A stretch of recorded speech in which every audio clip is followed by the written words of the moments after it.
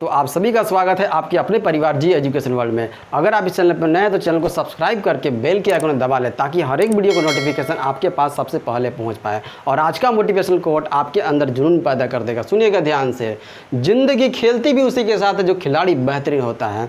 जिंदगी खेलती भी उसी के साथ है जो खिलाड़ी बेहतरीन होता है। दर्द सबके एक से हैं, हौसले सबके अलग अलग। कोई हताश होकर बिखर जाता है तो कोई संघर्ष करके निखर जाता है। समस्याएं आएंगी, समस्याओं का आना पार्ट ऑफ लाइफ है। इन समस्याओं का डट कर मुकाबला करना होगा। तो स्वागत है आप सभी का आपके अपने परिवार में। और आज हम लोग देखेंगे कंकाल तंत्र के बारे में। कंकाल तंत्र क्या होता है, स्केलेटन सिस्टम क्या होता है, बाह्य कंकाल क्या होता है, अंतः कंकाल क्या होता है, और आपके शरीर में जो 206 हड्डियां होती हैं उनके नाम और कार्य आपके अंगुलियों पर नागिन डांस करेंगे। तो चलिए स्टार्ट करते हैं आज का क्लास।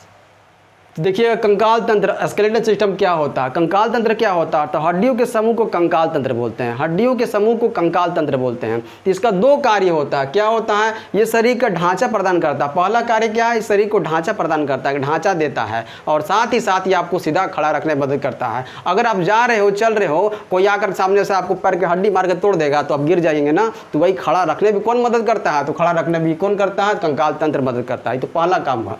दूसरा काम क्या है, ये रक्षा करता है किसकी, शरीर के आंतरिक अंगों की रक्षा करता है। किसका किसका, तो लीवर हो गया, पेनक्रियाज हो गया, किडनी हो गई, सबकी रक्षा कौन करता है, तो यही कंकाल तंत्र करता है। ठीक है, हाथ समझ में आ गया आपका। ढांचा प्रदान करता है और रक्षा करता है ना। इसमें दो तरीके से पाया जाता है।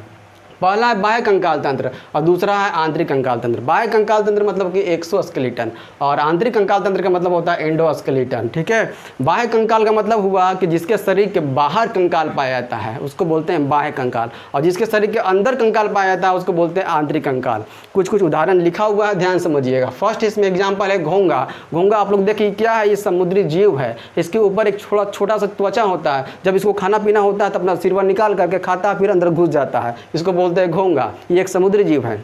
नेक्स्ट है कौड़ी। कौड़ी हम लोग यूज करते हैं अगर किसी को पैसा वैसा नहीं देना होता, बोलते हैं ना फुट्टी कौड़ी तुम्हारे पास नहीं है, तो फुट्टी कौड़ी का मतलब यही हुआ, ये भी एक समुद्री जीव है। इसके अंदर का जो मांस होता है, जो शरीर होता है, वो बाहर निकल जाता है ना, तो बोलते हैं कि उसका कौड़ी फूट गया। उसका कौड़ी फूट गया मतलब कि हम लोग यूज करते हैं उसको पैसे की यूज में कि उसका फुट्टी कौड़ी उसके पास नहीं है।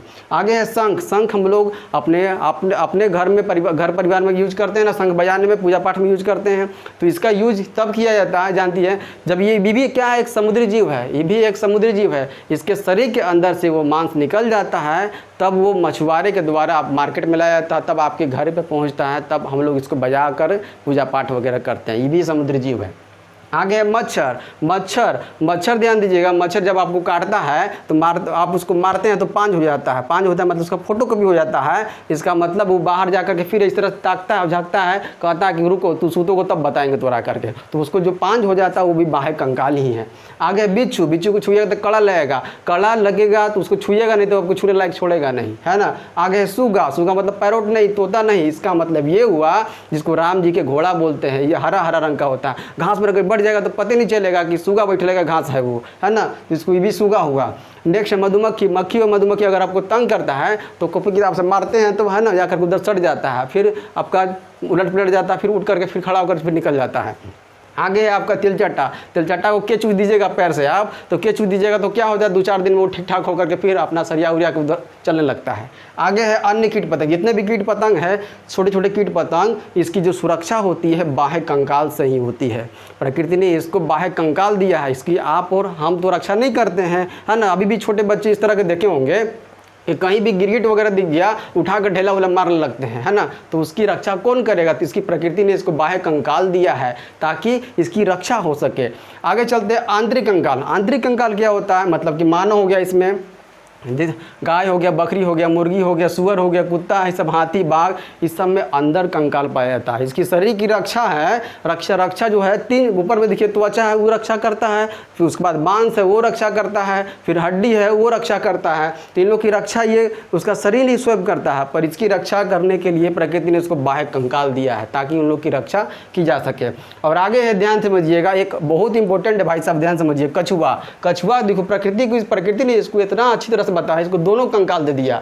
इसको भाई साहब को दोनों कंकाल दे दिया, बाह्य कंकाल भी दे दिया और आंतरिक कंकाल भी दे दिया, है ना। बाह्य कंकाल मतलब उसका पीठ देखे, पीठ जो ऊपर पीठ होता है उसके ऊपर पीठ होता है वो बाह्य कंकाल होता है। उसके ऊपर कितना भी मारिएगा आप, कितना भी मारिएगा उसको कोई फर्क नहीं पड़ेगा। और जो उसका थोथुनवा निकलल होता है ना उसको मुंह बोलते हैं, और जिसको नीचे पैरवा होता है, और जब इसको भय लगता है ना कोई हमको मारने वाला है तो मुँह में घुसा लेता है और पैरों से मिट लेता है। उस ऊपर से कितना भी मारिएगा कोई फर्क नहीं पड़ेगा, कोई फर्क नहीं। वही उलट के मार दिया तो साफ हो जाएगा वो, है ना। तो प्रकृति ने इसको दोनों चीज़ें प्रदान किया। कौन कौन? बाह्य कंकाल आंतरिक कंकाल दोनों दिया इसको, ठीक है। कछुआ समझ में आ गया होगा आप लोग को, बाह्य कंकाल, आंतरिक कंकाल और कछुआ आपको अच्छी तरह से समझ में आ गया होगा। अब इस सब के बारे में डिटेल पढ़ेंगे हम लोग आगे। मोलस्का जब स्टार्ट करेंगे तब स्टार्ट करेंगे। इस चैप्टर का स्टार्ट करने का माध्यम व्यू क्या मेरा था कि मानव के बारे में पढ़े, मानव कंकाल तंत्र के बारे में पढ़ते हैं। अब ध्यान दीजिएगा, देखिए भाई साहब ये कौन है, हमको डर भी लग रहा है, देखिएगा ध्यान से। ये जो है ये आप ही का चित्र है, देखिए लिखे हैं यू लिखे हैं, ये क्या लिखे हैं? यू लिखे, यही कंकाल है ना, मानव का कंकाल ये है। जितने भी ऐश्वर्या राय होंगे, रणबीर कपूर होंगे, सलमान खान, जितना भी देख रहे हैं सब अंदर से भाई साहब ऐसने हैं, सब अंदर से ऐसने हैं, ठीक है।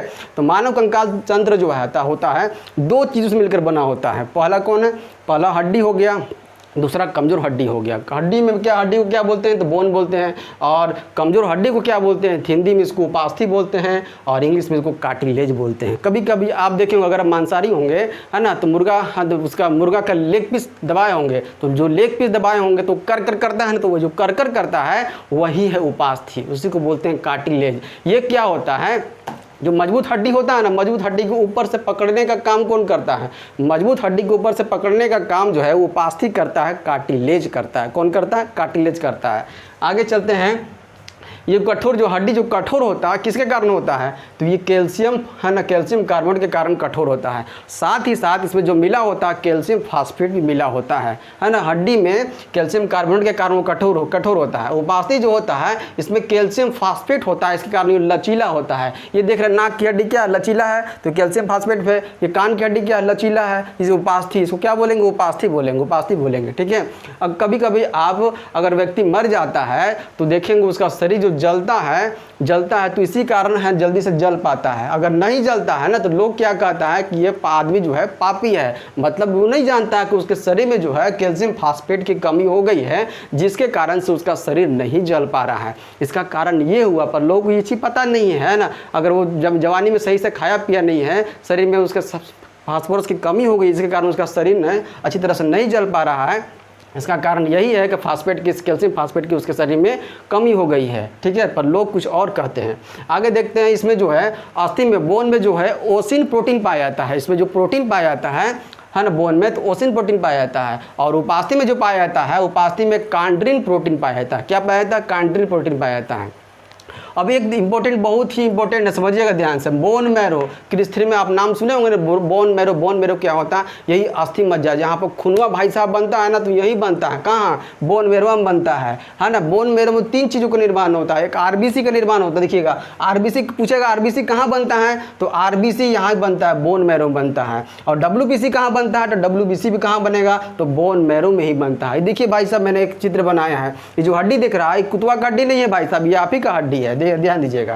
ये जो बिस्कुट जैसा दिख रहा है ना, यही है बोन मैरो। इसी में देखिए क्या नस निकला हुआ, ब्लड का नस निकला हुआ है, यहीं पर ब्लड बनता है। ब्लड बनेगा कहाँ पर? तो यही बोन मैरो में बनता है।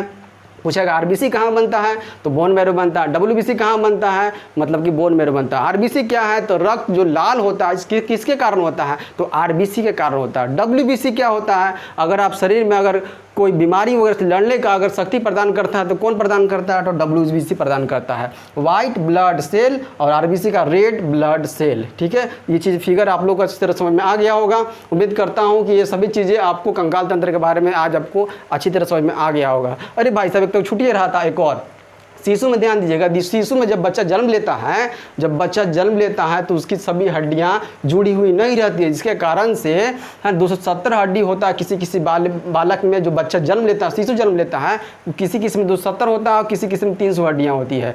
तो उसका तेल मालिश वगैरह जब होता है तब उसको जूट उठ जाता है तो तब हड्डियों की संख्या धीरे धीरे कम होने लगती है। वही जब बच्चा 8 से 10 वर्ष के बीच में अगर होता है तो उसमें हड्डियों की संख्या कितनी 208 हो जाती है। और फिर जब वो युवावस्था में होता है तो कुछ हड्डियां और 2 हड्डियां जुड़ जाती हैं, जिसके कारण वयस्क में कितना हो जाता है 206 हड्डियां हो जाती है ना, 206 हड्डियां हो जाती है। तो इसी वयस्क के बारे में कल हम 206 हड्डियों के बारे में पूरा इसका पोस्टमार्टम करेंगे, पूरी तरह से इसको बताएंगे। और वीडियो कैसा लगा होगा आप लोग है ना अच्छी कमेंट के माध्यम से बताइएगा कि वीडियो अच्छा लगा कैसा लगा, ठीक है। और वीडियो अगर अच्छा लगा होगा तो इसे आप दूसरों के साथ भी शेयर करिए। तो इस वीडियो को यहीं तक रखते हैं।